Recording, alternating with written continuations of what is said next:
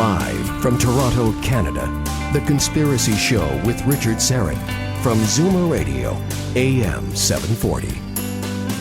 Welcome to the Audio Imaginarium. Come on in, weary traveler. Hang your cloak on a peg, grab a stool, and come gather around the fire. There are stories to be told, and you are among friends. The man with X-ray eyes, Canada's Edgar Cayce, Dr. Douglas James Cottrell, will join me in, at the bottom of the hour, actually, to discuss a recent remote viewing experiment he and I did on live radio across North America. Now, I don't mean to brag, I really don't, and I think you know me. I'm not a boastful person, but with regards to this remote viewing experiment, I nailed it. I really did.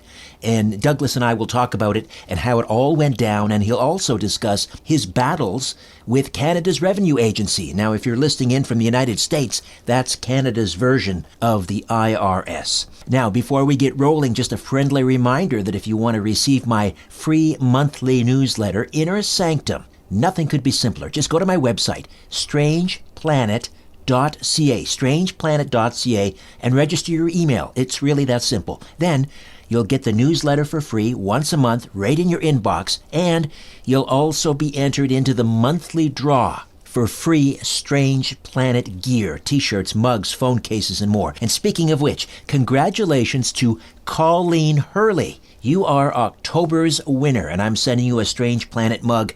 So get on board, go to strangeplanet.ca and register. Do it right now. Now, because it is the second Sunday of the month, our first segment, right out of the gate, we always welcome the founder of Reverse Speech and the co-host of Reverse Speech Radio, David John Oates.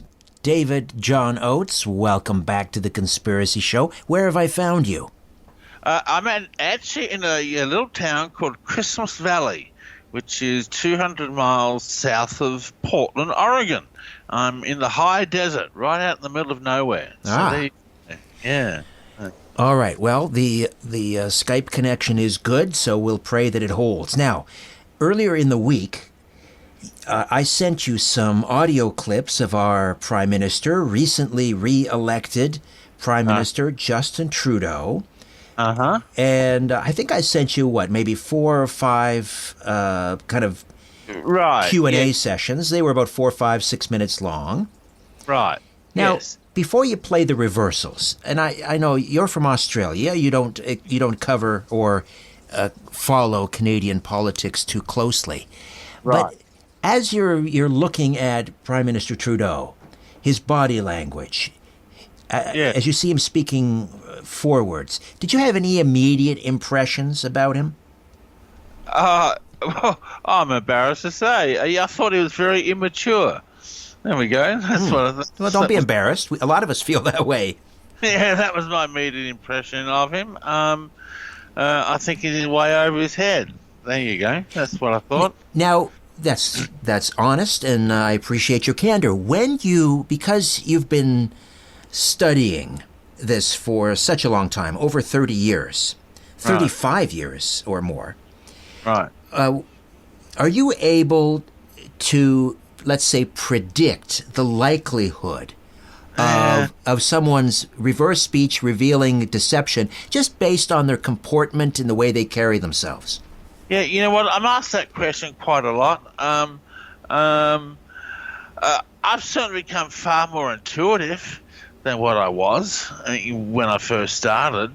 I've learned to recognize the subtleties of speech. I wouldn't say that I'm at the level yet where I can, just by listening to the forward, where I can tell someone's lying or not telling the truth. I've been surprised quite often. I've had an opinion about someone and it's turned out to be is not true when I've done the reversal. So, no, I would say I don't have that art mastered yet. What about body language? Oh, that's very interesting. Actually, we've just released a new video software that runs videos in reverse. And I am noticing some incredible links with body language where eye movements or arm movements or facial expressions will tie in precisely with where the reversal occurs. And so I'm going to use that as a tool as I start to experiment more with the video software. All right. So there were so many scandals that plagued our prime minister over the last 4 years, really, that I didn't know even where to begin. But I sent you, I think there were 3 or 4 different scandals. One involved, and I'm not sure which order we're going to play, but one of it involved the groping scandal, where a young reporter alleged that Trudeau, before he entered politics, had groped her. And the second one had to do with the SNC-Lavalin case, where he was accused of obstructing justice by putting pressure on the Minister of Justice in a case involving this Quebec construction firm, SNC-Lavalin. And then the third one involved, of course, the blackface scandal, the multiple blackface or brownface scandals. There may have been one more, but where did you want to begin? Okay, well, look, the Lavalin one was. I didn't know what any of these were all about, so I just filed them, and so let's look at Lavalin. So here is the forwards. Our platform came out weeks ago, and it is worked with we worked with the parliamentary budget officer, and we have a vision. Okay, so that's good audio forwards, and in reverse, they throw you filth, go sit in it. Wow. With the sitting. Oh, so they throw you with filth, go sit in it. With the sitting. Oh yeah. Hear that one? Yes, they throw you with filth, go sit in it. What do you think that means? Oh, I think he's in trouble. he's made his cake and he's eaten it too. It's been thrown back in his face, and I don't know anything about the case at all, so I'm just interpreting the reversal. He's getting negative actions thrown at him, and he's sitting in it. He's squandering it in it. He's in trouble. Right. And just again, for those maybe my American listeners and those not following it too closely, what happened was this Quebec construction firm, SNC-Lavalin, they were charged with corruption and bribing some foreign leaders, I think in Libya actually, in order to get contracts. And so they were being charged here in Canada. And the decision whether to proceed with these charges, of course, was up to the Minister of Justice. And she had accused Trudeau of pressuring her, in other words, interfering with a court case, not to proceed with charges because, well, he claimed that he was worried about protecting jobs, that if they were charged, there would be jobs lost. But that's a real ethical criminal violation to obstruct justice, interfere in a case. So that's what that was about. Okay, so what do we have next, David? Okay, well, here's an isolated reversal I found on him while he's talking French. So here's a little clip of French. Est-ce que sa décision... And here he says, I think this is in the groping section, and he says, see the sex. See the sex. See the sex. Thursday. Well, the reversal is, and unfortunately, I don't speak French, so I don't know what he said in the forward clip. But that was in the batch that I sent you, referring to the groping allegation. Exactly correct. Yes, and the fact that he speaks both French and English is not surprising to find an English reversal on the French speaking. Yeah, I've never heard you play an example like that. Is that so? That's common. Yeah, fairly common. I've got a few examples of that, which I can probably pull out if I hunt for them really quickly. So again, the forward speech is in one language, and then when you play the reversal, it's in English. It's in another language. It's in English, yes, and you assume, of course, that they're bilingual, and so that's why you're getting the reversal. Oh, I see. Right, because they're thinking, their subconscious mind is thinking in one language, and they're expressing verbally in another. Right. Yeah, that would appear to be the case. We've got examples, for example, where the reversal will start off in one language and halfway through turn into another language. Like here we have been Osama, just off topic, just briefly. Here's Osama bin Laden speaking in Arabic. الإخوة الذين احسبهم شهداء للأخ عبد العزيز المعتم الذي قتل في الرياض ولا حول ولا قوة إلا بالله والأخ مفلح. Now, he was bilingual, of course, or trilingual, and he says in a verse, "I will buy you the palace of evil."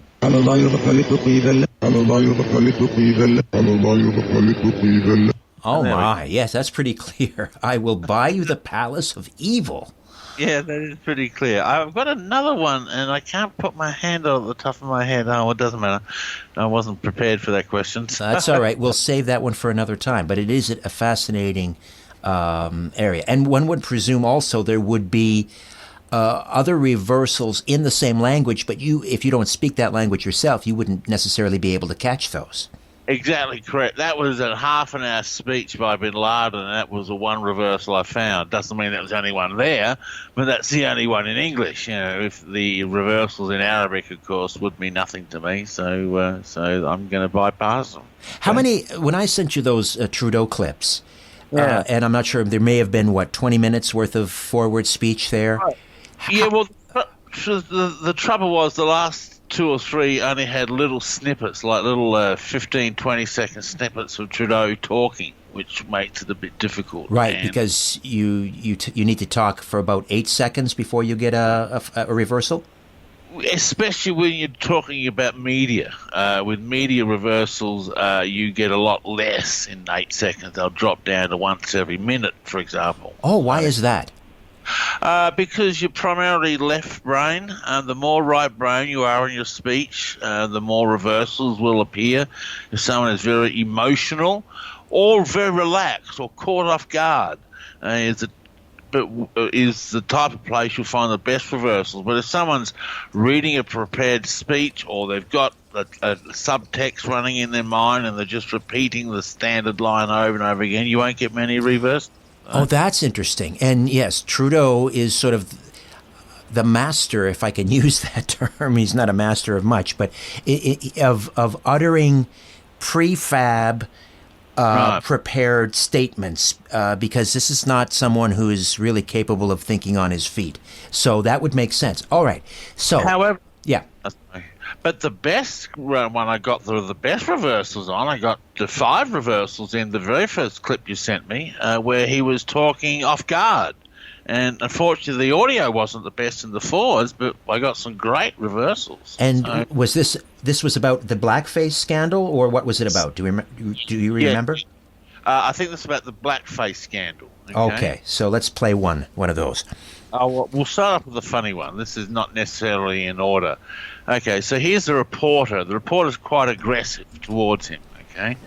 Are you sure candidates had come out with one of these photos during the campaign? Would an apology have been enough for you to allow them to stay? We would make that decision on a case-by-case basis. We will make the decision on a case-by-case basis, and he says, "This is goddamn believer." This is that believer.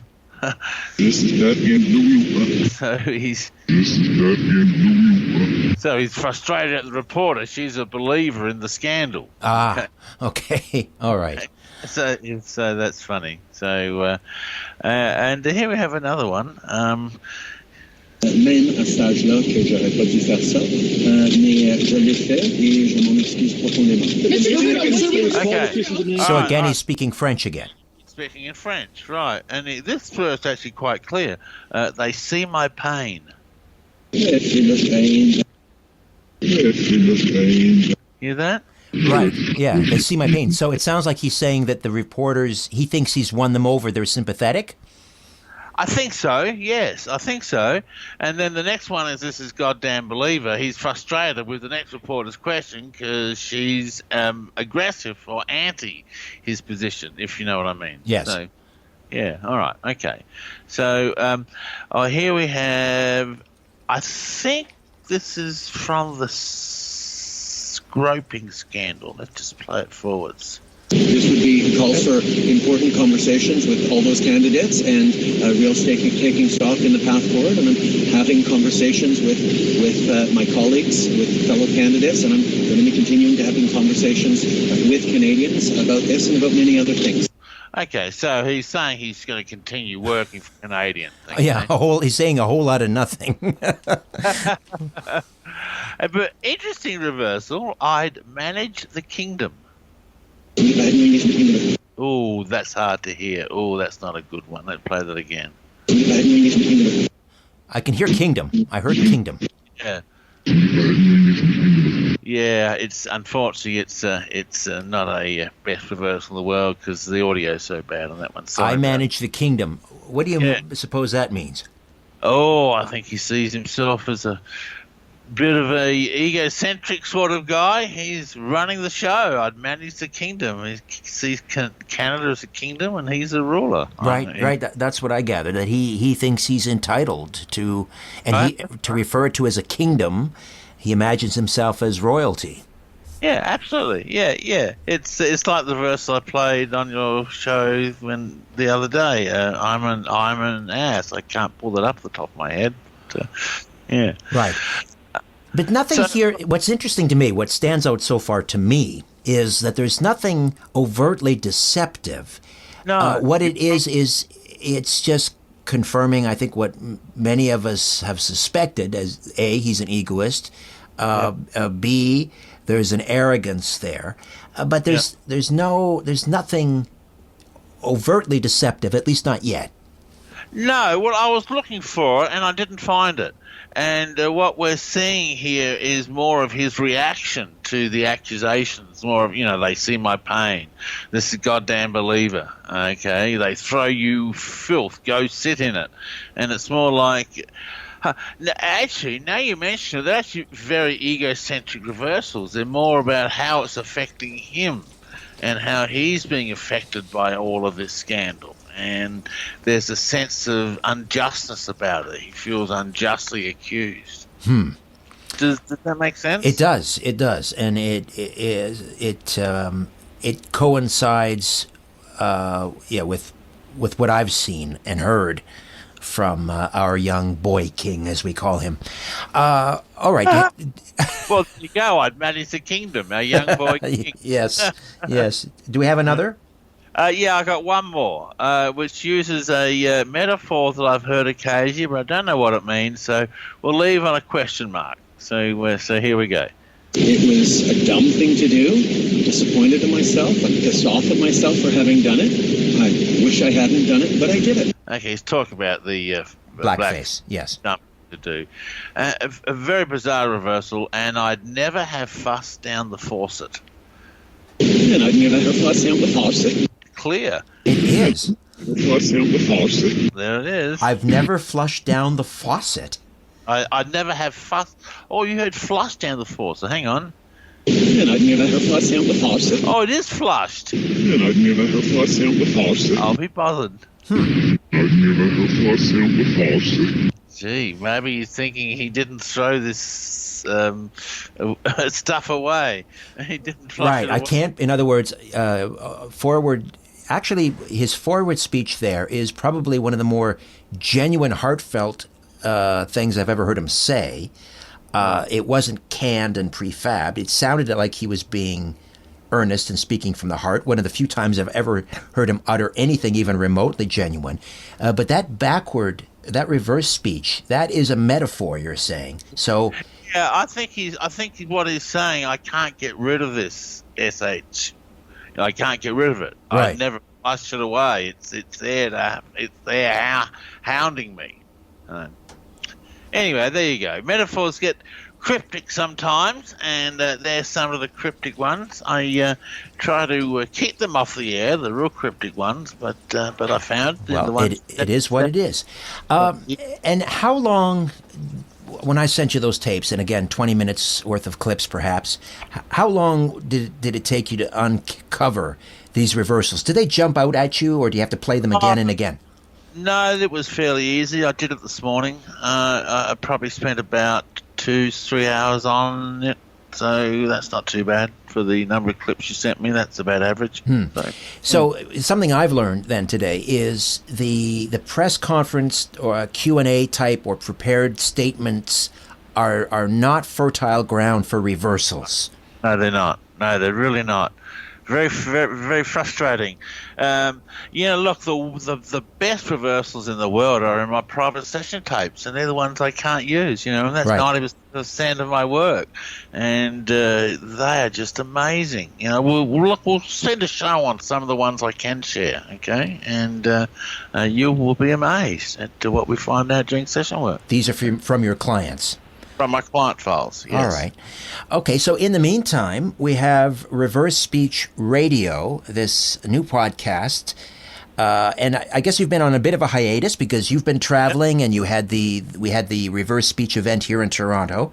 But that'll be picking up soon, I presume. And once again, new episodes will be dropping on Thursdays. People can go to reversespeech.ca or reversespeechradio.libsyn.com. Yes. And our listenership is growing all the time. People are loving the show. So tune in. Find the latest about reverse speech. Fantastic. We'll talk again next month. Safe travels, David. Thank you, Richard. I appreciate it. Okay. All right, Canada's Edgar Cayce, the man with X-ray eyes, Dr. Douglas James Cottrell is next. Stay tuned.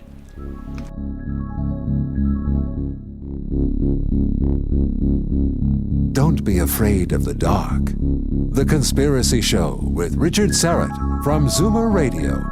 To talk to Richard, call 416-360-0740 or toll free 1-866-740-4740. Welcome back. Douglas James Cottrell is best known as a trance clairvoyant. He's a spiritual healer, teacher, published author who demonstrates many abilities studied by noetic sciences, including clairvoyance, telepathy, energy healing, remote viewing, prediction, and prophecy. He's one of a select few to demonstrate all of these abilities, and even fewer who are considered a reliable information source. He teaches people the world over about spiritual development through the practice of meditation and the application of spiritual principles in daily life. Douglas James Cottrell, welcome back to The Conspiracy Show. How are you, my friend? It's always a pleasure to be back with you, my friend. I always enjoy your company and indeed doing your show. Likewise. We just spoke recently on Coast to Coast, which is my other job, if you will. And we conducted what I thought, Douglas, was a pretty remarkable remote viewing experiment. Explain to my listeners who maybe didn't have a chance to catch us on Coast recently in October, what happened? Well, we've been doing experiments on air. I don't think anyone else actually does that, attempting to show that the human consciousness is such that we can see an object at a distance, and that topic, or that topic or area has been exploited by military people, and it's been assigned the name remote viewing. In other parts of the intuition world, that would be called clairvoyance, mind projection, that kind of thing. So what you were able to do as we experimented with the audience was to have a mystery object put on my desk, unbeknownst to you what the object was, as well as the audience. And in previous times we've done this, I think we've done it about 5 times, you've been remarkably accurate at seeing without seeing the object with your physical eyes. You've been able to see the object in your mind, in your intuitive mind, with the shape, the color, and on occasion you've been very close in describing and coming to conclusion what the object was. In this last show on Coast to Coast, you actually named the object. For people who would like to know more about this, how you came to that, if they listen to that segment of Coast to Coast, they'll see you as I did, or they'll listen to you more exactly, how your mind was going all around the object.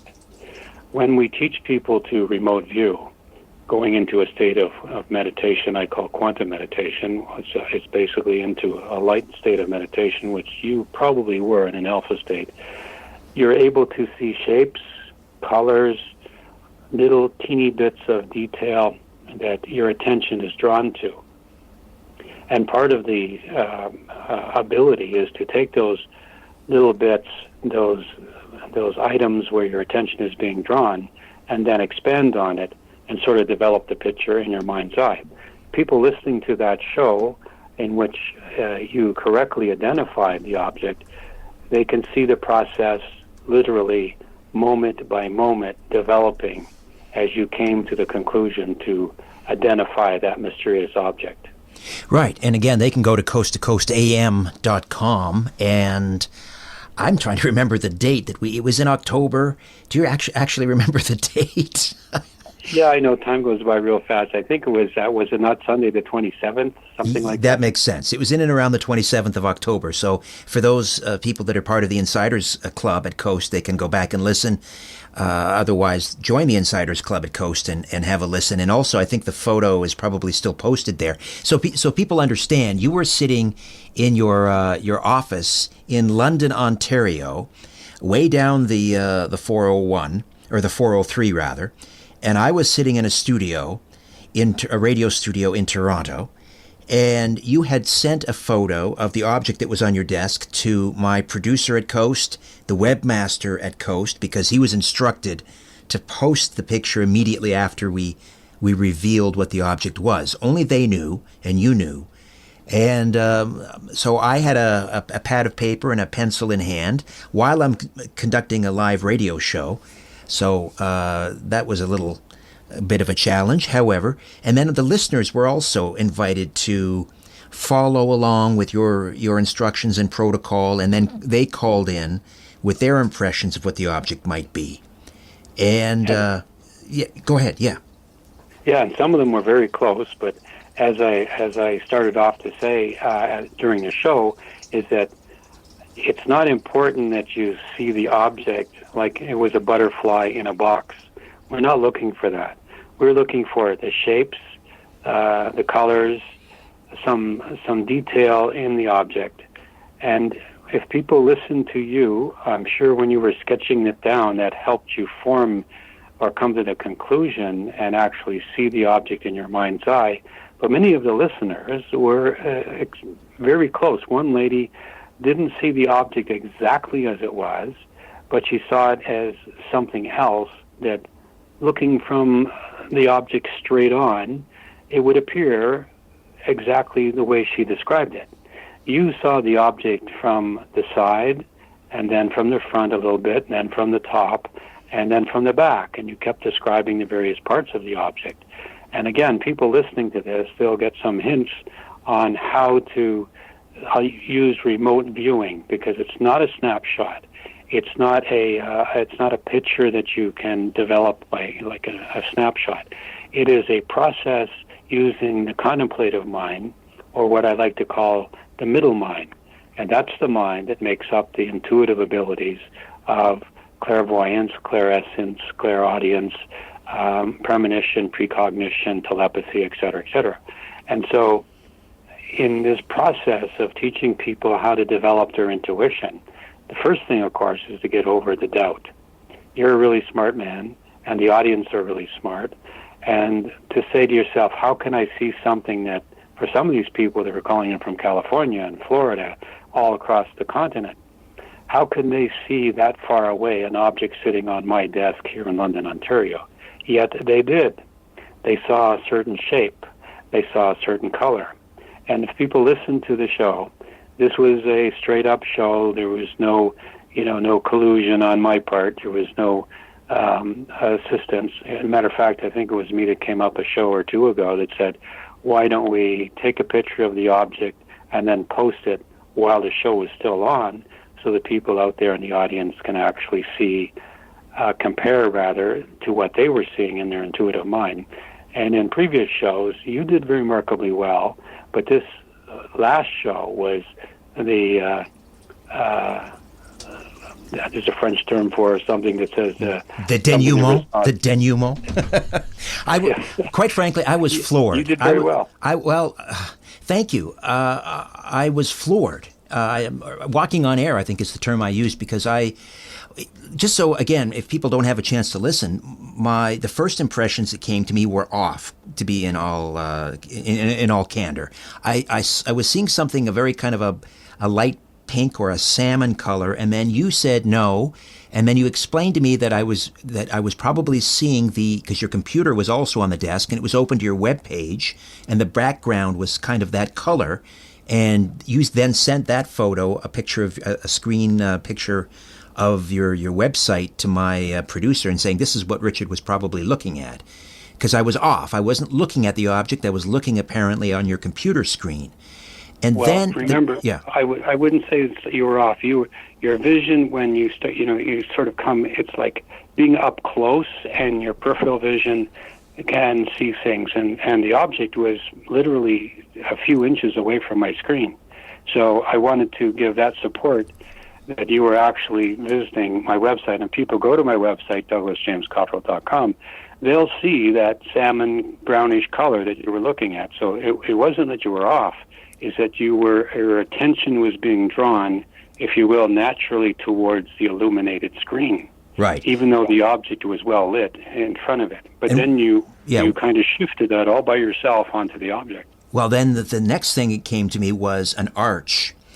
And then from there, it developed, and I began to see a metallic or a shiny silver object. And then from there, for some reason, this wasn't a remote viewing thing necessarily, but something came into my head that when I was saying salmon color, it was like, no, not a salmon color. It looks like a salmon. It looks like a fish. And then, so I said, it's elongated, it's silver, the arch looks like it could be a fin or a tail. And then I started to, as I stepped back and started to see more, I said, no, it's not a fish, it's an airplane. That's the tail section of an airplane. And voila, there it was. Well, if you look at it, when people go to see that picture on Coast to Coast website, they'll see that it is long. And if you look at it directly on the side, just horizontally looking at the side, they'll see that the arch that you went on and on about, because that came to your attention first, and you said it actually looks like an arch like in St. Louis. And it did. And I'm thinking, Spirit of St. Louis, here we go with Emil Hart's, he's getting close, That is me thinking, without saying anything out loud, but the arch looks exactly like that. The stand that this model airplane on, which is about 12 or 14 inches across wingspan, looked exactly like one half of the arch. And I think you actually said that it was an arch, definitely, but then you got into it, as you said, you thought it was a fish because you were seeing the outline of the plane. If you look, without looking above or below the wing, if you look straight at the side of the plane, you'll see that the tail section and the other part of the plane, including the nose of the plane, could be mistaken for the outline of a fish. All right, we'll take a quick time out. We'll come back and continue to discuss a remote viewing, how to become a remote viewer, right here on The Conspiracy Show. Stay with us. Follow the truth. The Conspiracy Show with Richard Serrett from Zoomer Radio, AM 740. Douglas James Cottrell is here, Canada's Edgar Cayce, the man with X-ray eyes, and we were earlier discussing our rather successful remote viewing experiment on Coast to Coast AM. And if people want to learn and discover how this can be done, how they can learn this, you have a rather extensive course coming up in Texas in January. Tell us about that. Well, I would think it's first of all, it's a course that encompasses many of the intuitive abilities or gifts. I don't teach from an esoteric perspective. I teach from an experiential one, which means that I teach people how I taught myself with hands-on, basically by experience, and that has great value. There are many people out there in the world who are talking about remote viewing and deep trance meditation or clairvoyance or spiritual development. In this course, over the years that we've done, we've whittled it down to 9 days. And in those 9 days, it's like 9 weeks. And there are other people who teach similar things, but of course not in the same way I do. And it takes months or even years that they have people go through a development course. In this course, in 9 days, we talk about all these building blocks and steps to take, including what it's like to be out there in the great beyond, in the Akashic field, what it's like to overcome that doubt and fear and anxiety that, are you really doing this, or is this your imagination? Many of the people that take the course, I might add, have been everywhere else. And when they take this course, they found that it's fleshed out, it's full, it's dynamite, it's packed full of everything that has been alluded to or that they've thought about. But I explain it, and then I demonstrate it. And while people are there, I also do a little energy work on their pineal gland to enhance their intuitive skills or abilities. But like you've been a student, so to speak, in several radio shows, and you were able to, just a few weeks ago on the Coast to Coast show, correctly identify and see and allow the manifestation of an intuitive image to come to the manifestation of exactly what it was. And that is a profound ability that was already there. I just helped you discover how to get through the layers of the onion, so to speak, through the intellect, through the rational mind that says this can't happen, to that point where the intuition says, here I am. And when you unlock that door, which is what we do at the course, the people are profoundly amazed at how it was always there. I had a physician come from Japan who took the course a few years ago, and at the end he thanked me because he said, you're the first one that ever told me that the imagination and the things that come into my mind are important, that help me lead to being able to see. And this man had been all over the world. He was a physician. He was on a mission to find out how to develop his intuition to do exactly remote viewing, if you will, inside a person's body. And at the end of the course, he was able to do it. And again, it's because I do it. It's because I know how the mind works. And it's because when we went on the show and I was encouraging, but I didn't foretell or hint anything to you or the audience, that people from as far away as California were able to see the shape of the airplane, and they saw it as a bubble or a bulge. That was the cockpit on the top of the plane. Somebody saw the picture or the color. Somebody saw the props and described it as a helicopter. So I know how the mind works, and that's how I'm able to, in an expeditious way, teach people how to do what Edgar Cayce did, what Ross Peterson did. So give us the give us the details, Douglas, for the course. It's happening in Fort Worth, Texas. Well, basically, it's January 17th to the 25th. It's 2020. It's in Fort Worth. Meals are included. The hotel's reduced 25% or so.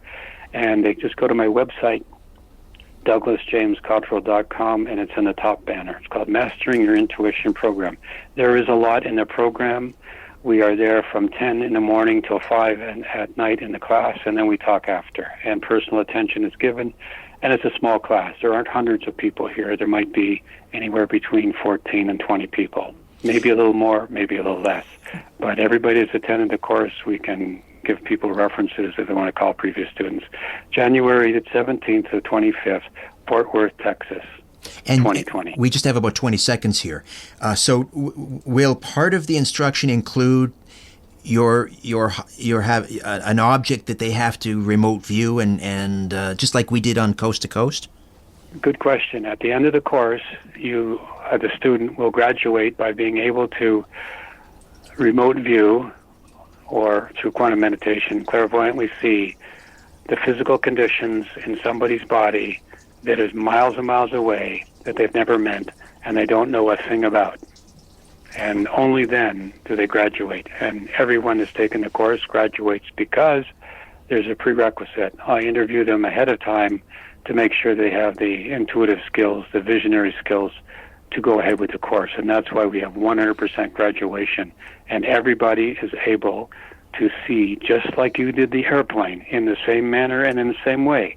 They're able to see inside somebody's body hundreds of miles away they've never met and they don't know a thing about. All right, back with more of The Conspiracy Show right after this. Stay with us.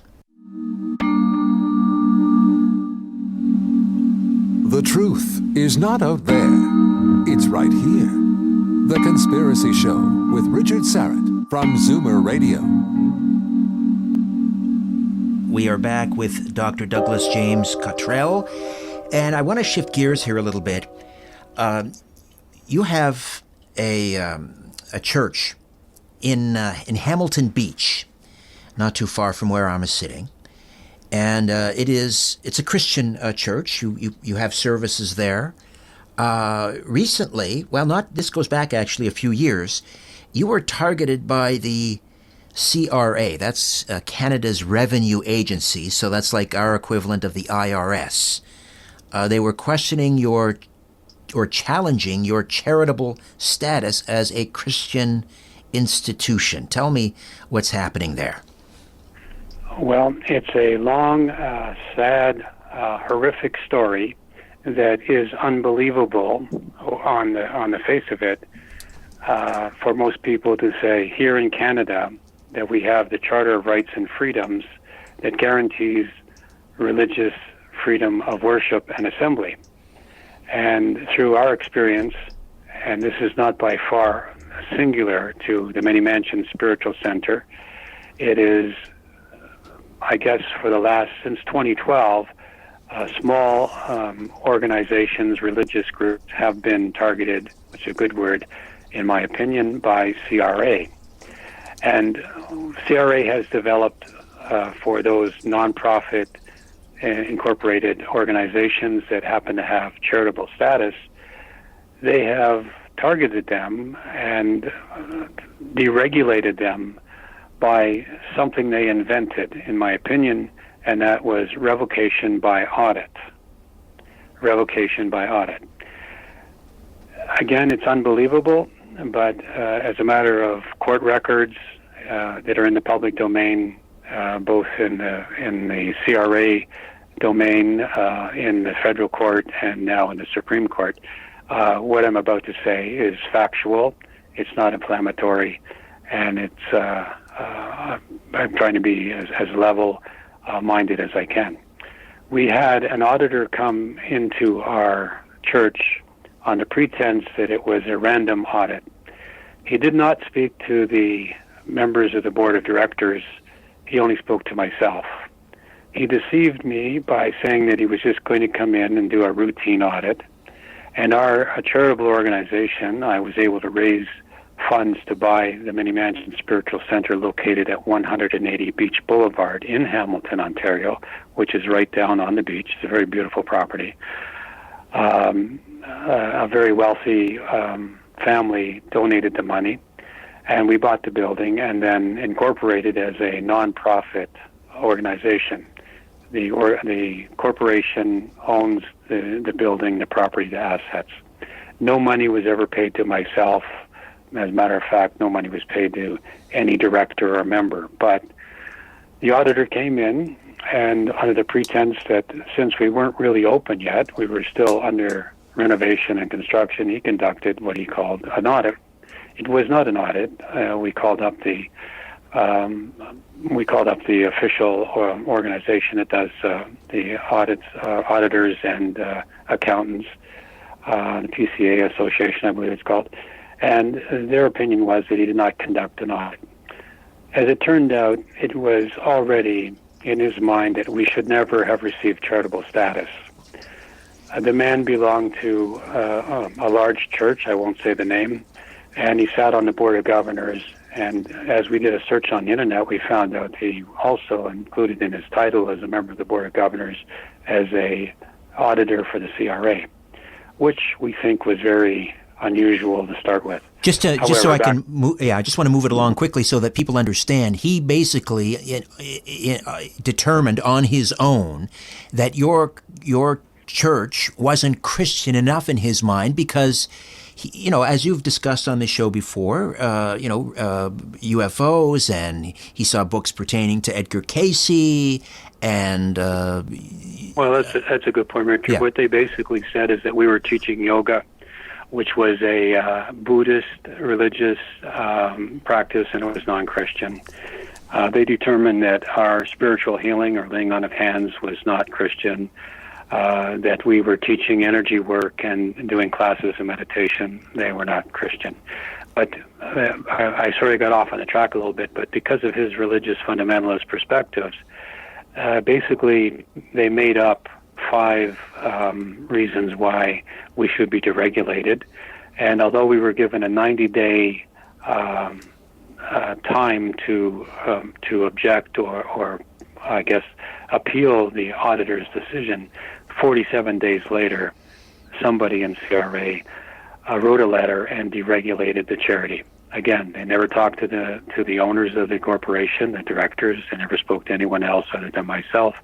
And in documents that came along, it showed that the man had said prior to even seeing us, coming down to the center, that we should never should have been given charitable status. So by revoking your charitable status, that meant that automatically there were back taxes due on the church property.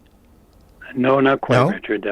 No, the corporation remarkably is allowed to function as a nonprofit. The charitable designation was removed, which meant that we couldn't defend ourselves financially. We couldn't raise money. Our insurance was canceled because we were now deregulated. And a whole lot of other bad things were happening to us because they printed the deregulation in the Canadian Gazette, which shows deregulation any kind of reason. So we appealed it. This was outrageous. How could they do that? And we ended up going to federal court. And when we got to the Federal Court of Appeal, which cost thousands of dollars, something pretty close to $90,000, we had to borrow money against the property. We put a mortgage on the building. When we got to the court, which was back in June, end of June, the Federal Court of Appeal didn't care what the auditor had to say at all.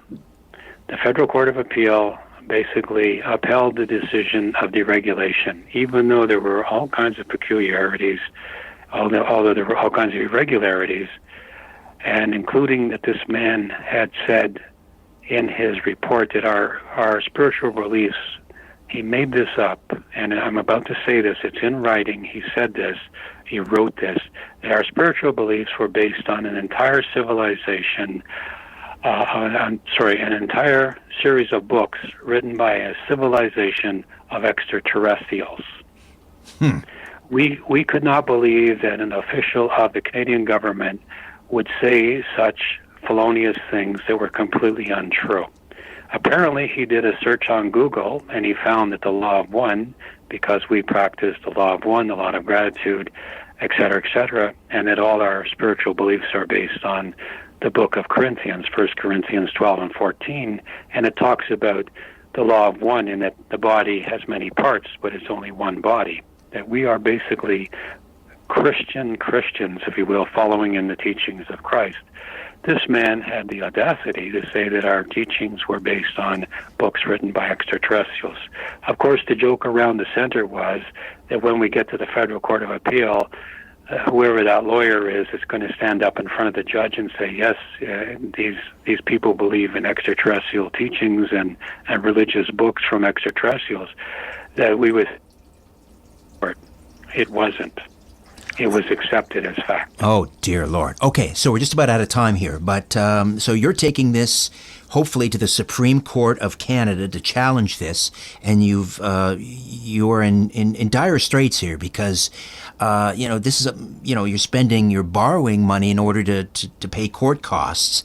So how can people help? We have a GoFundMe page now. We're appearing to the to the Supreme Court of Canada, and we're defining that we do have freedom of religion after all on 2 points. One, that the government does not have the right to decide who is Christian enough or if they are sincere in their religious points of view. And that's why we're going to the Supreme Court. This will benefit any people of faith, any other church that's not fundamentalist. And this is a deed that God has put in front of us. It's our honor and privilege to go all the way. But yes, it's going to be $300,000 in legal fees by the time we finish up next year. And it's GoFundMe.com, search Many Mansions, and you'll see it laid out there. GoFundMe.com, search Many Mansions. That's the place to contribute. And we can give you lawyers' contact numbers. You can search the records online to see that this is a legitimate request for help. Douglas James Cottrell stays with us into hour 2 right here on The Conspiracy Show. Live from Toronto, Canada, Earth. The Conspiracy Show with Richard Syrett on Zoomer Radio. Thanks for inviting me into your home, long-haul truck, RV, camper, taxi, your parents' well-appointed rec room with the simulated wood paneling, electric fireplace, and the painting of dogs playing poker. Hello to everyone listening in on our flagship station, Zoomer Radio, AM 740, 96.7 FM here in Toronto. And those of you streaming us on our YouTube channel, Strange Planet, or streaming us at zoomerradio.ca. However and wherever you're listening, I bid thee the warmest of welcomes, and I thank you for your fine company. Next week on the program, Hour 1, we'll talk JFK as we approach the 56th anniversary of the assassination of John F. Kennedy. And assassination researcher James D. Eugenio will be here. Hour 2, we'll discuss the miracle molecule carbon-60 with the owner of SES Research, Chris Burris. And carbon-60 has been shown in a peer-reviewed study, a mammal study, to double the lifespan of rats. Canada's EDGAR CAYCE and the last of the sleeping prophets, Dr. Douglas James Cottrell, stays with us this hour. Douglas, let's talk about some recent visions you may have had. Can we start with Earth Changes? What do you see? I wrote the book, The New Earth, and prior to that book, there was Beyond 2012. We're talking about this global warming.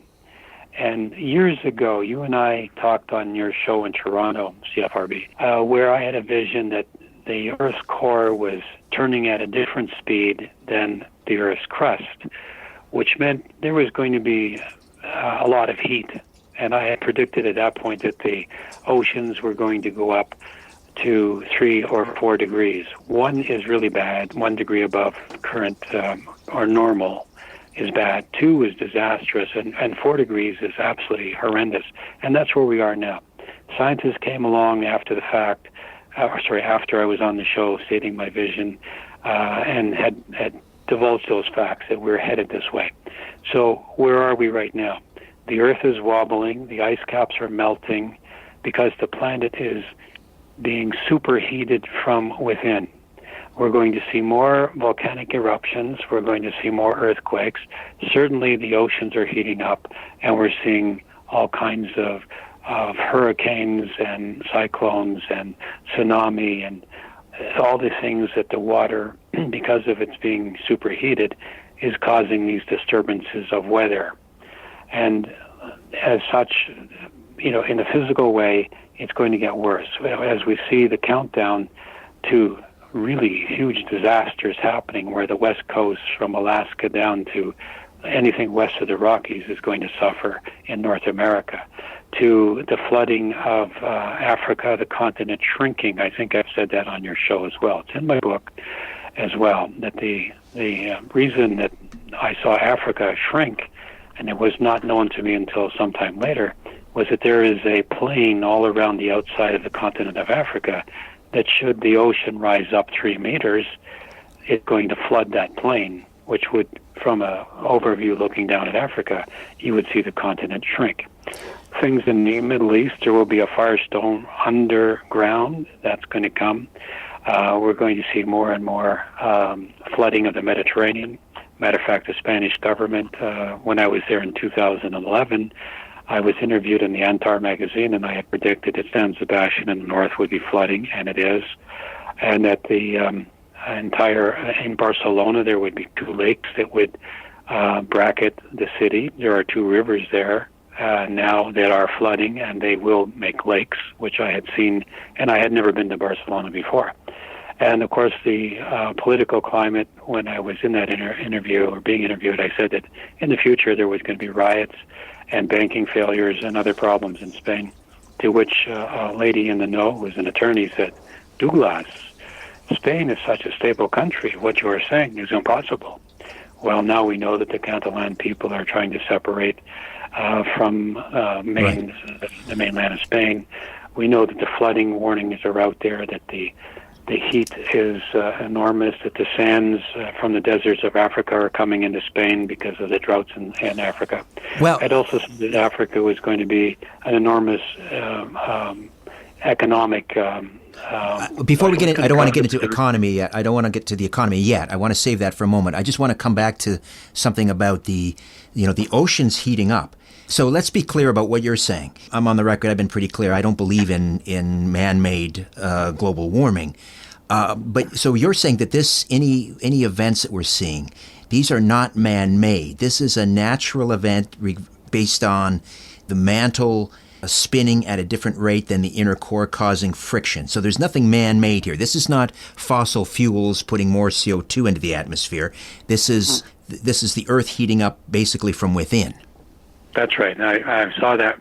I guess it's been 20 years ago. I was when you were at CFRB. We started that, and I have said this over and over. And the book was written in 2011, so that's 8 years ago, and plus the time to make the book. We've never seen it as carbon in the air, aerosol, freon gas in the air, which caused that big hole over the South Pole. Never seen that as being the cause. It's been, maybe they're contributing factors. Got to admit that with all the planes and cars we have going, we've helped to heat up the air. But the real problem, from my perspective, as an intuitive person, seeing clairvoyantly, remote viewing, if you will, in a dream vision, I saw that the Earth core was heating up because it was spinning at a slower or different speed than the crust. Some scientists have come out and said that's a natural occurrence. I don't believe it is. I believe that my attention was drawn to it because something had shifted. As you go online, you'll see that there are somebody has done some sort of mapping in the Earth, and there are 4 channels, and it's like veins or arteries in the body that go through the mantle, and where these areas come close to the surface are where there are major fault lines and earthquakes. So to answer your question, I do not believe this is a man-made problem, and it cannot be handled by restricting, man-made gases or chemicals. It's got something to do that this is a natural occurrence, that our planet is now coming to a point where it's going to have a crisis. It's going to change, which it has done several times in the past. Edgar CAYCE has said there was at least 4, if not 5, other catastrophes in the world where society has had to start all over again. And I think that's where we're at now. In terms of... Sorry, go ahead. I was going to say the predictions of other people, from Bill Scallion to Ross Peterson to Edgar CAYCE, I have seen the coastlines flooded. I have predicted things, in the last 2 decades that are now actually happening. So by virtue of saying, if what I predicted 10, 20 years ago, and even more recently, 3 to 4 or 5 years ago, is happening, then there's a good chance that what else I've said is going to happen. In other words, I've said things, they are happening, and some of the things that I've said have not happened. The probability is that they're going to happen. And part of that is global flooding. There are going to be land masses come up in the Bering Strait. There's going to be a land mass come up off the coast of Argentina. CAYCE often talked about Atlantis rising. Well, we know that there are land masses that are just below the surface that are popping up. There are underground volcanoes that are making new land or continents, and that's, where's that water being displaced? Well, it can only go up. But the heat from the Earth's core is being, from the bowels of the earth, from those deep channels, is being transferred into the oceans, and the oceans are heating up, in which we're going to have terrible loss of creatures and fish in the ocean, which is going to put the world into, in some places in the world that depend on the oceans, it's going to put them into great difficulties. But now, to answer your question directly, this is not a man-made problem. Okay, but you mentioned formations coming up out of the sea, but just trying to understand, how would that work if the ocean levels are rising? Which, I mean, maybe this will happen in the future, but there was certainly... It's happening now, Richard. Well, it's happening now. I don't know. If you take let's say you have a bucket of water, and you take your fist and you put your fist in the water, what happens to the surface? It goes up, because the fist, your hand, has displaced exactly the same amount of water that your fist is. Well, if the earth buckles and a new ridge comes up, like the Rocky Mountains, like the Appalachians, like in Switzerland, scientists over the years have come to the conclusion that mountains are formed by the tectonic plates crushing together and forcing one way up in the air until, the height of the highest mountains used to be flat. And if that happens again, where the earth buckles and a land mass comes up, where does that water go? It's not going to evaporate. It's not going to, go into the atmosphere. It's going to go up. It's going to flood the coast. All the underlining areas, including Louisiana, and Ross Peterson was highly specific on that. You can listen to some of his tapes. He was talking about dikes being built, and it was going to be flooded, and the delta was going to disappear. Florida, again, that's at sea level. Anything that's close to sea level is, if any kind of shift anywhere of any magnitude, is going to cause the coastlines of many of the continents to change. Again, I don't discount the possibility of that happening in the future, but I want to be clear from everything I have read and known, because we hear this a lot from the climate change people, that, in fact, I was at a high school open house last night with my boys who were shopping for a high school, and we went into the geography classroom, and they had the posters there about 56 islands are about to disappear, and the idea that ocean levels are rising. They have been rising since the end of the last ice age. It's been rising at a steady rate, in fact, since the middle of the 19th century. Something like, it's less than 3 millimeters per year, every year, since like the Civil War. So there's absolutely no indication of an extraordinary rise in sea level in 150 years. None. However, I'm not discounting what you're saying, that at some point in the future, some unforeseen situation could cause the ocean levels to rise. But I don't see it happening now. It's just not there. Well, I know, but it is. The people in Spain have been warned by the government that the Mediterranean is going to rise between 5 and 15 meters. San Sebastian, the oceans are creeping up. There are people in Florida that are complaining that somebody should have foresight to see that their backyards are flooded with their boats. Lake Ontario, if you go down to Center Island and you go to even along the lakeshore, it's high, and the lakes are high, not because it's running off and that the lakes are filling up, but because the whole continent and the water's got to run out somewhere. I mean, CAYCE predicted, as did Ross Peterson, that Niagara Falls is going to run backwards. Why would they say something like that? Well, if the water levels rise in the ocean, the St. Lawrence is going to run the opposite way, which is going to fill up Lake Ontario with salt water, Lake Erie, which is a very low lake, and Niagara Falls will actually run backwards. And then, of course, the big thing is, where is that water going to go? Well, it's going to go down the Mississippi. It's going to go down Lake Michigan and hit to the Mississippi, which many other seers have said. But it's happening right now, Richard. It's not incremental.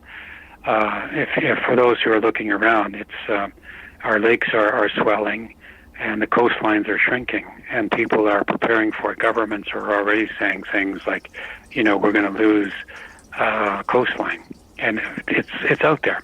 I understand the point of view, and I'm not an alarmist, and I'm a realist as well, but this is where it's happening right now. We have more volcanic activity than any other time. We have more earthquakes than any other time, and we have more weather problems with tornadoes and hurricanes and cyclones going in. I mean, I had predicted that there would be hurricanes going east and west of Florida in the last couple of years. I predicted sunspots where activity was going to increase. The sun has actually changed poles, north to south, south to north. So there are all these things that are happening now, but it doesn't appear like it's, you and I are sitting in our houses, we're doing okay, we go down to the lake. But the people who are close to these places that are seeing that the lake is coming up, it's threatening Lake Ontario, the Great Lakes, but also the oceans along the shores. So is this going to take another generation? No, this is happening in the next, present 10, 15 years. Maybe, less, maybe a little more. But the volcanic activity, Casey's time clock was that when you see Mount Everest and Mount Vesuvius erupting, that's kind of the countdown. There's something going to happen in Japan, and then something is going to happen to the west coast of California. So there is a time clock out there. It's happening now. All right. Let's talk about the geopolitical scene. You sort of hinted at, well, we've seen unrest not only in Spain, we're seeing it in France. We are seeing it in England. Everywhere. Sure. It's so. What other hotspots right now do you see? Maybe that aren't even on the radar, but they might just pop up out of nowhere. Well, the Middle East has always been a tinderbox. Casey referred to it as that, and Peterson. I've in my book, The New Earth, we talked about Syria. Keep an eye on Syria with things going on there. This populist movement, whatever that means, we have people who realize they're in politics now. A lot of new, younger people, and they're in their mid-30s or so, and they've never really gone through really bad situations politically, like in the UK, they haven't gone through the IRA issues way back when I was growing up. The things about the Vietnam War when I was growing up. And we have this idea, and the intention is that the mindset is that we want change. We want change now. Our way is the right way. Everybody else is wrong. Immigration is a huge problem, and that immigrants should just stay where they are. The immigrants are moving because they're living in really bad situations or circumstances. That's why they're leaving. They're not leaving for economic reasons. They're leaving to save themselves. So the thing in the UK where we have England wanting to leave the biggest marketplace in Europe and go it alone. We have America with sort of an isolation mentality. They want to go it alone. We have Canada and Mexico sort of, I don't know, dealing with everybody in the world, but we in Canada seem to be the best negotiators. We're the only country that deals with the other G7 leaders. So this thinking, I can't put my finger on it. I don't understand it. I see it where there is just this disruption where there's let's tear everything down, but there's no idea on how to build it up, and it's going on all over the world. We go to, into I was going to say Singapore. We go into Hong Kong. Hong Kong. That's where I'm going at, and it's kind of like this is epidemic. So it can't be a single cause. Like it can't be just people who. Well, how about people that are just? How about when we talk about the populist movement, and by and large, I would consider myself a populist. They are revolting against, and it could be a left-leaning populist revolt. It could be a right-wing populist revolt. They're just tired of the elites and undemocratic institutions. Well, I'm like when I was growing up. When I was in high school, we had hippies and the flower power children, and we were doing the same. We're exactly the same. The situation now is that what's next? Okay, it's okay to be discontent, and I can tell you I was a bit of a rebel myself. I was not a hippie, but every new generation has that within. What I see now is that there's no after the fact. okay? And like, there are people, and the internet has been something that's amazing. We can get information really fast, but the amount of deceit that's out there and the amount of people using deception is far greater than when it was when I was growing up. However, the attitude was there, yeah, we want to make the world a better place. But what I see now is like, this is not intended to offend anybody, but it's like, there's so much anger and frustration. It's like, let's tear everything down. My heart goes out to the people in Barcelona, in Catalan and the Basque Country. There's been always generational, tribal, if you will, discontent. But the Catalanian people want to separate. And then do what? It's just like when I was going up and the FLQ was in Quebec, and the Quebec people wanted to, at least the government wanted to separate from Canada. And we kept saying, okay, and then what? So the question is, I can understand the discontent. I can understand that there are elitist people, and there are always those people who are a them and us mentality.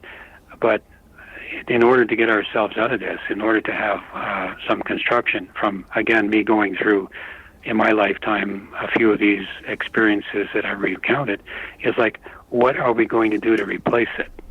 Certainly the internet has this huge influence that we can do amazing things when we have a mindfulness to cooperate. There's so much anger and hatred that people aren't talking to each other. Our friends to the south, it's like, it's a them and us. And I talk to my American friends and I say, okay, I'm a Canadian, I don't understand. You're all Americans, and you certainly have different philosophies and points of view, but why is there so much hatred? Okay, why is there so much anger? We can pick that up on the other side, but I'll give you a clue. One side has criminalized differences of opinion. That's where we're at, I think. Anyway, we'll talk some more on the other side. Douglas James Cottrell, Canada's Edgar Cayce, the man with X-ray eyes, stays with us right here on The Conspiracy Show. Keeping an eye on the New World Order.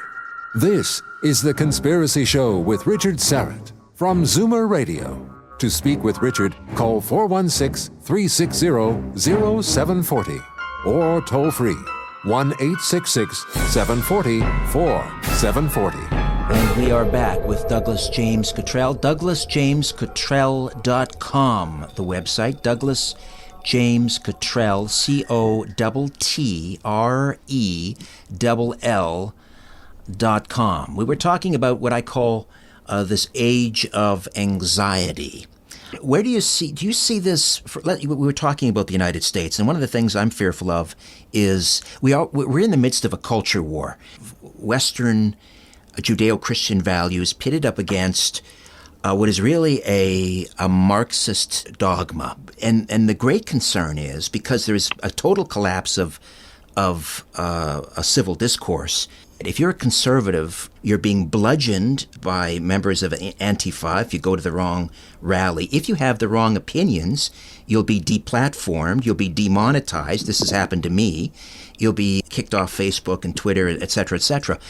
At a certain point, all it's going to take is one incendiary device, and we could see we're in the midst of a non-shooting civil war. Do you see an actual shooting civil war breaking out south of the border? Well, I would say yes, we are already in that. We have this phenomena of random shootings.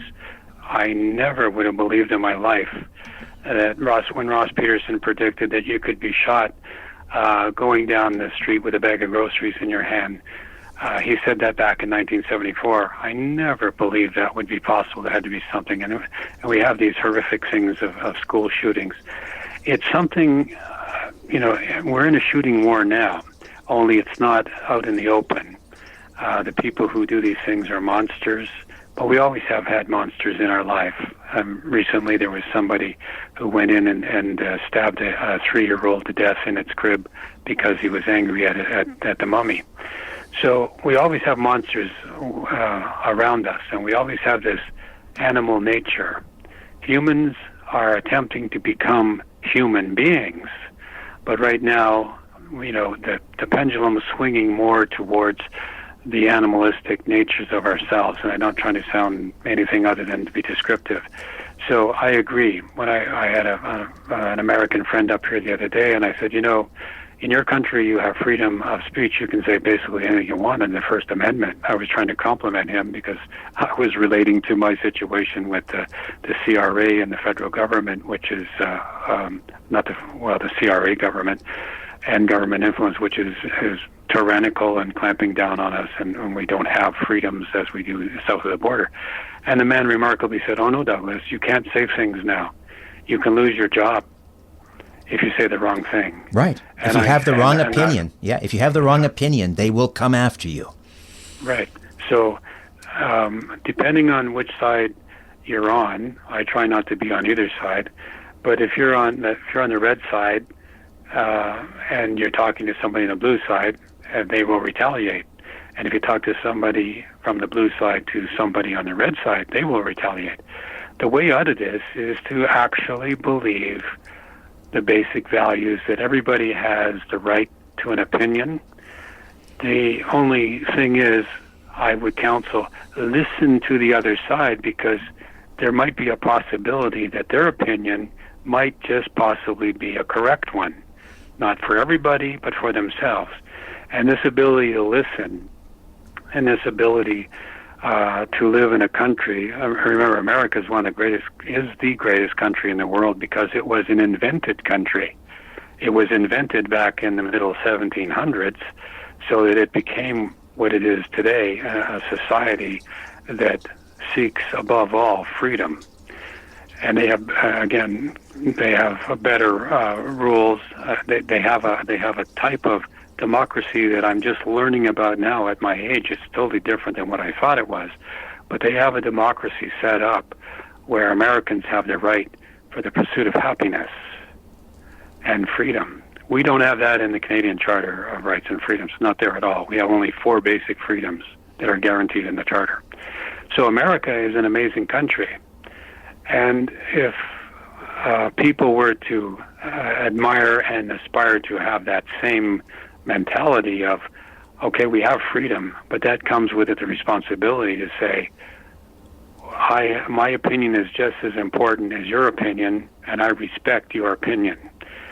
If that can be maintained, this is the way out of this confrontation of hate and anxiety.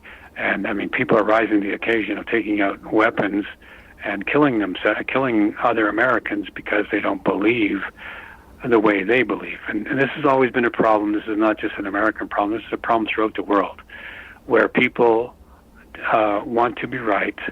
They don't want the other side to be right. They want the other side to change to their thinking. And both sides trying to do the same thing, you end up with combat, because there are some people who will pick up a club, pick up a gun, pick up a knife to make their point of view. And that is the devil in action. The devil is everywhere in the world now, and the more violent people become, the more hateful people become, the more they give in. But there's no sign of that civil discourse returning anytime soon. So what I'm asking is, do you see an all-out shooting war, civil war? We know who has the guns. They're conservative people, they're ex-military people, and they all tend to vote, conservative. They have the guns. So everybody has guns in America. Yeah, everybody. By and large, they are conservatives. I mean, that's just, there's no question about it. Every time I meet an American, I always say, "So, have you got Betsy with you today?" But do you see a shooting war? A shooing war I've had workshops, and people have come armed to my workshops in the past. So Americans have this, there's this expectation that they should, and they have the right to bear arms. We do not have that right in Canada, and most other countries have disarmed their civilizations or their civil population. But America, they have that right, again, because America is an invented country, and they believe that each and every person has the ultimate right of freedom. Of course. And the way out of this, because not every other country in the world has that. We don't have that in Canada. No, they gave it away. They gave it away to their detriment, unfortunately. Well, the right to defend themselves. But do you see a shooting war? We don't have that. Yeah. Well, the answer, Richard, is the way out of this is just to respect one another and say, I don't like the way you look, I don't like the way you think, I don't like the way you believe, I don't like anything about you, but I respect that you have the same rights that I have and that you will defend my right as I will defend your right, that we have freedom. And if we can get past that point, then like all things, we have freedoms, but we have to say it's something where freedom means negotiating with each other. Might does not make right. And if we can get into that area, which we are, there are groups now, there's classes and workshops. I've heard they're getting people together from both sides, and they're kind of talking about it, and they say, okay, you know what, you're just like us.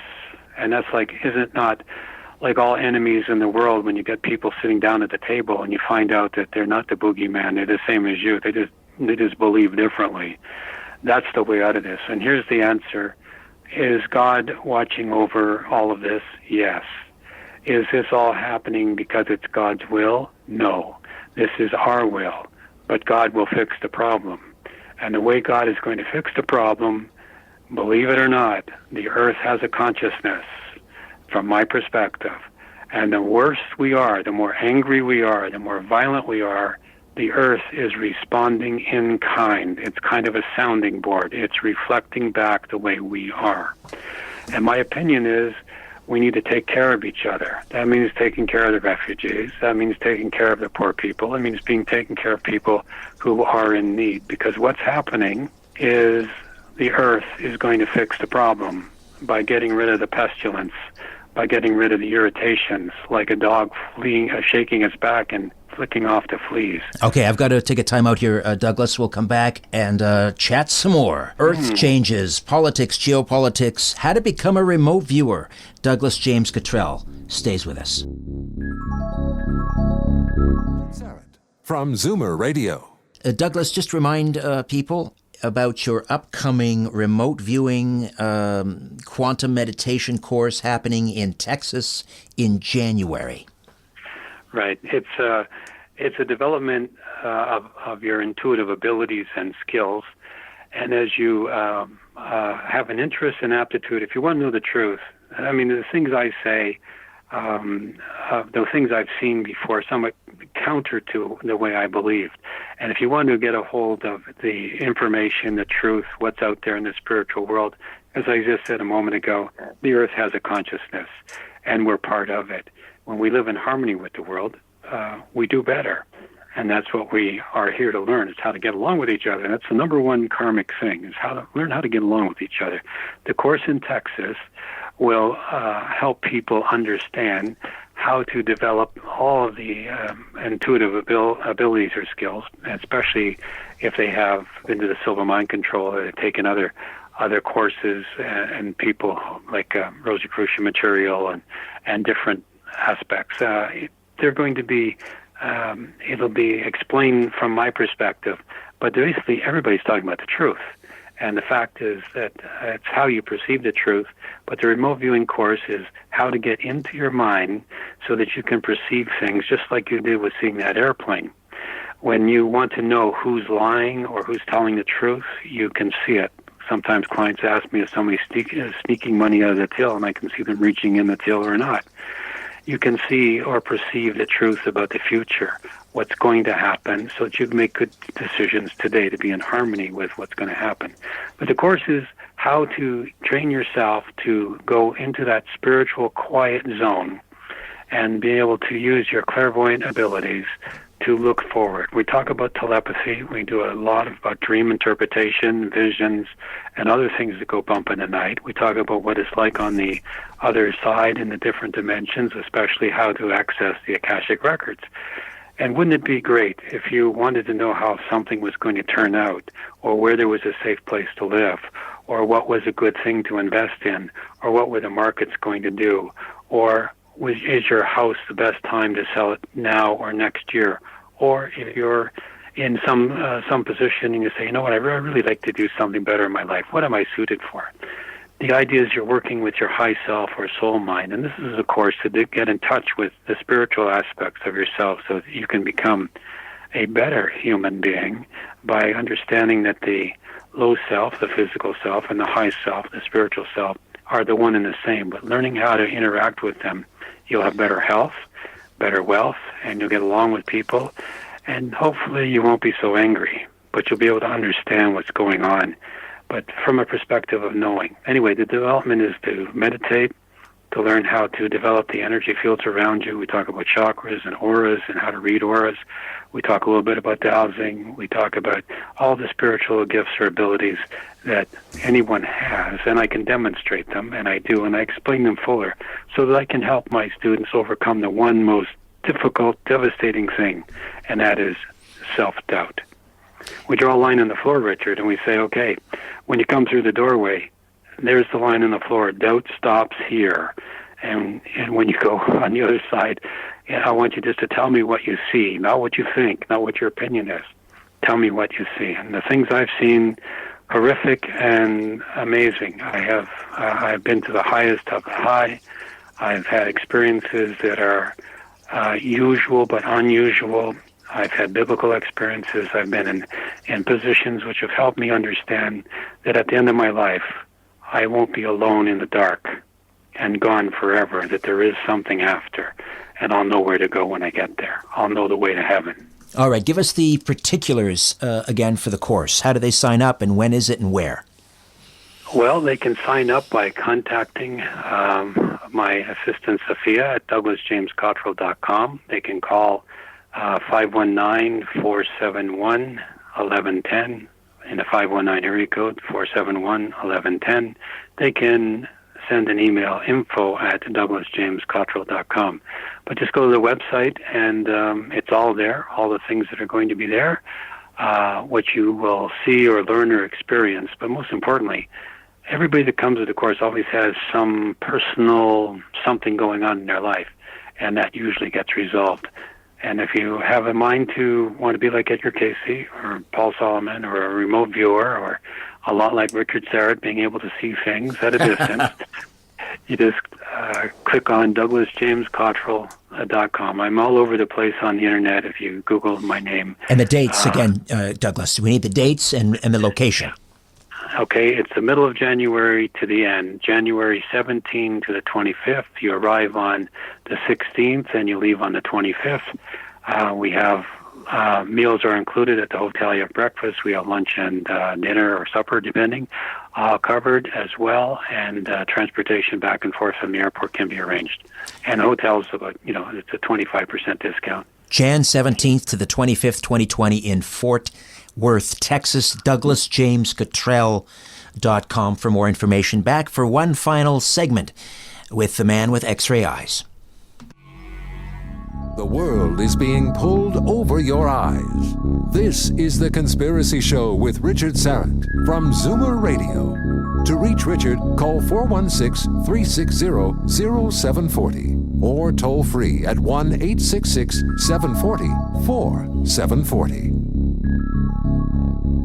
Douglas, the last segment you alluded to the Akashic Record, and of course you've written a book called Conversations with the Akashic Record, or In the Akashic Field, I think is the title.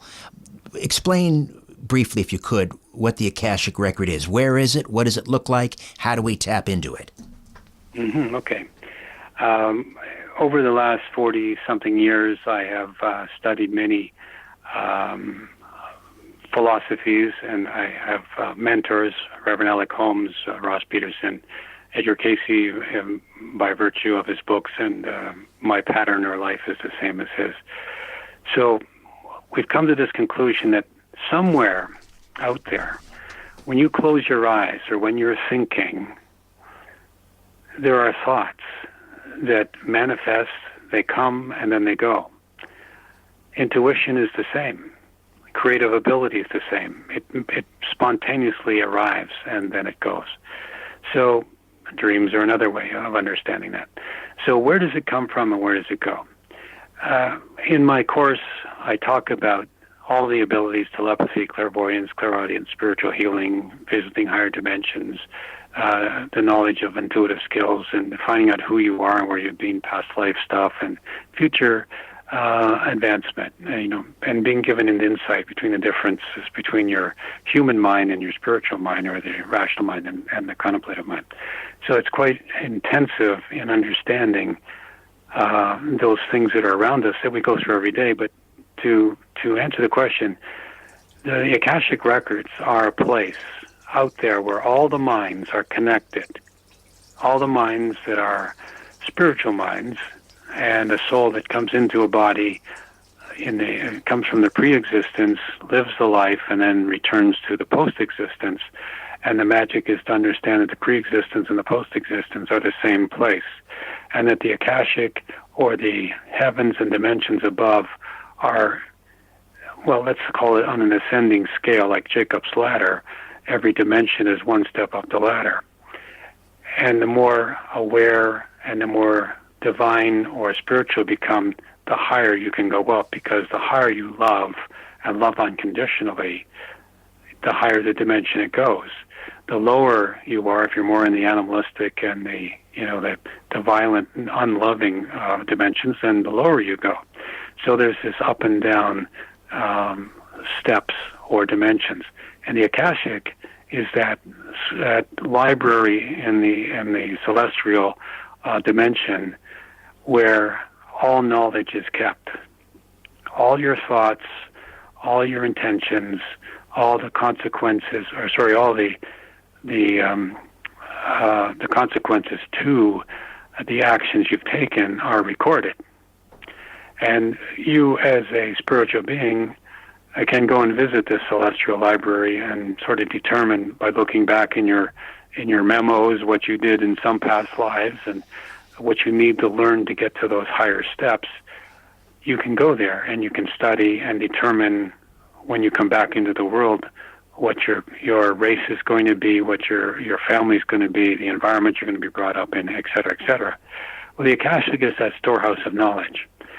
While you're here in the world, you're able to sort of take a day trip through meditation and go back and go to that book that has that information that you're seeking, that invention, that decision you have to make, that guidance, that wisdom that you need, or that truth or that understanding of why things are the way they are. This is a place where the Akashic field or record, where all knowledge is stored. And what I'm attempting to do is to say that your intuitive abilities or skills, your quote-unquote spiritual abilities, which are listed in the book of Corinthians, they're all there, is to attempt to show you that you have this ability to come down in the world, which is where we are now in kind of like this workshop, this kindergarten where we're experimenting with finger painting, and we're attempting to find out all the things that we're attempting to find out. But in the Akashic, the knowledge is there. And so if you want to understand some wisdom, you want to find a solution, then you go there. And you can find out who and what you can do. The world is always about you, not about them. And in the Akashic, remember, you came into the world as a baby and you're going to leave as an adult, and you came alone and you're leaving alone, and you're going to be welcomed back into the post-existence, which again was a pre-existence, which is your true life, your true spirit experiences up there, not here. This is the temporary one. And that's why it makes